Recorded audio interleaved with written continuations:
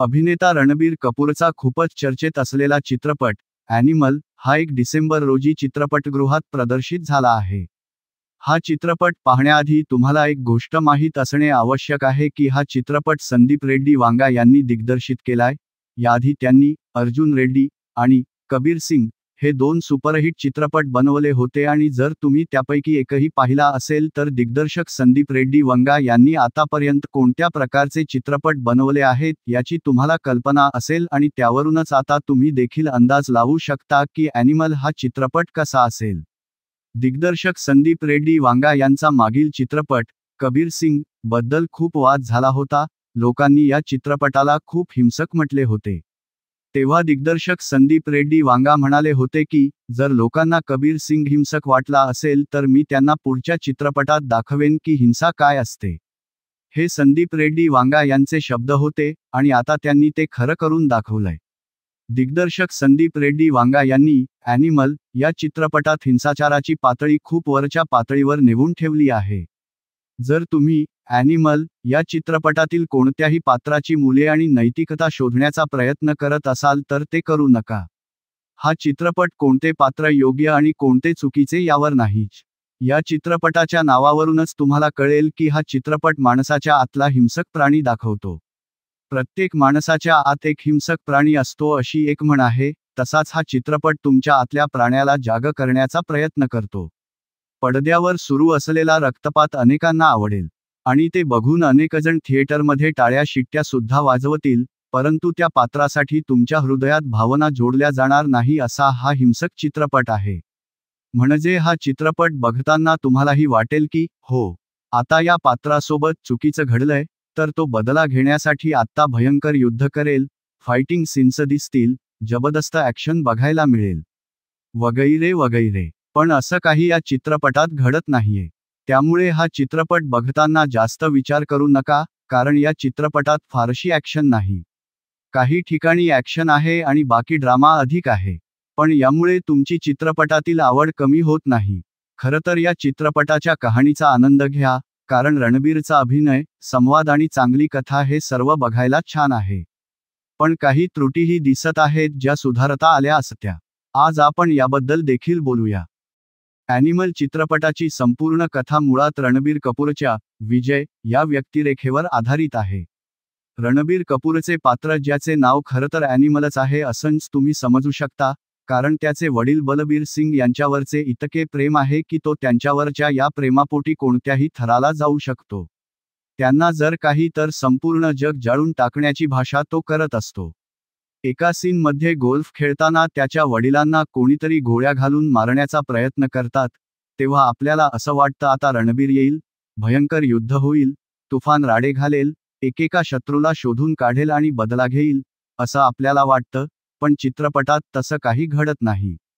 कारण या घटनेनंतर चित्रपटात अनिल कपूरचा मुलगा रणबीर कपूरची ही व्यक्तिरेखा कुठे आहे, त्याच्या घरात कोण कोण आहे, वडिलांचे आणि त्याचे संबंध कसे आहेत आणि घडलेल्या प्रकाराला उत्तर देण्यासाठी तो कितपत हिंसाचार करू शकतो किंवा कोणत्या थराला जाऊ शकतो हे या चित्रपटात दाखवण्यात आलंय.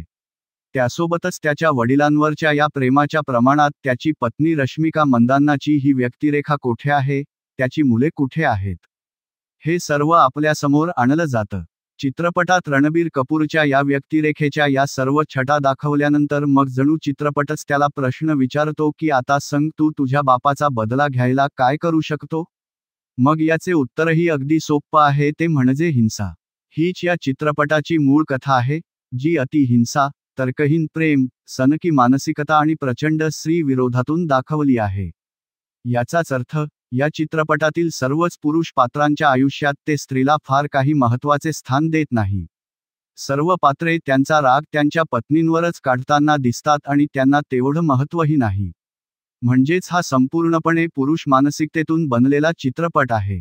या चित्रपटाच्या रिलीज अगोदरपासून पसरवण्यात आलेल्या ॲक्शन हाईपवर जास्त जाऊ नका, नाहीतर तुमची घोर निराशा होईल.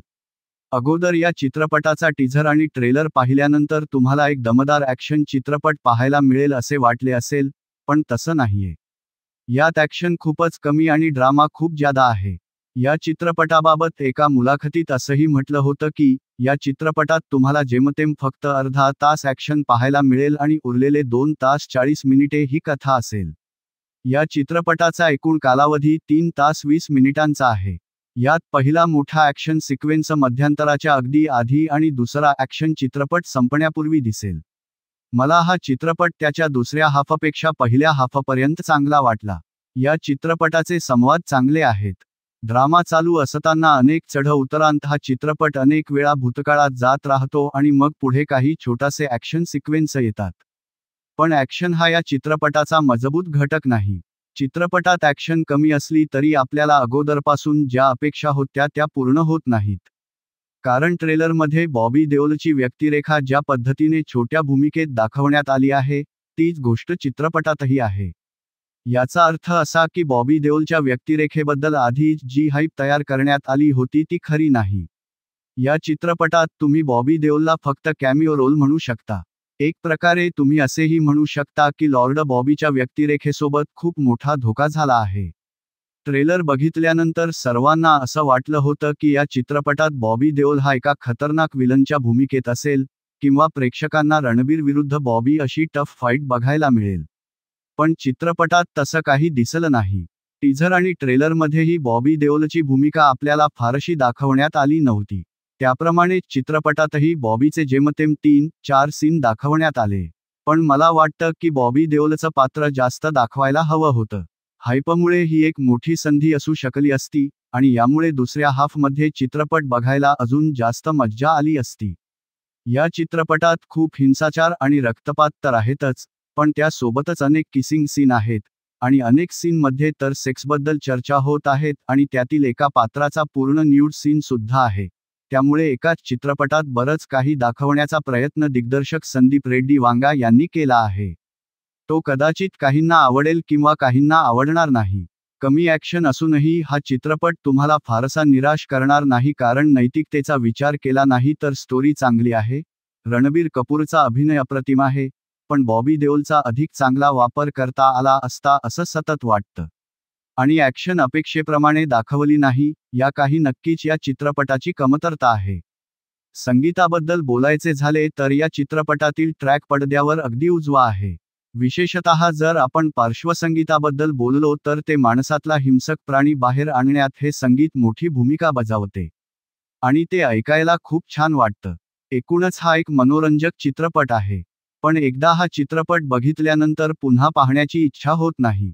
त्यामुळे ॲनिमल चित्रपट रिलीज होण्याअगोदर या चित्रपटाची जेवढी हाईप करण्यात आली होती, त्या कसोटीवर हा चित्रपट खरा उतरत नाही, हे सुद्धा एक सत्य आहे.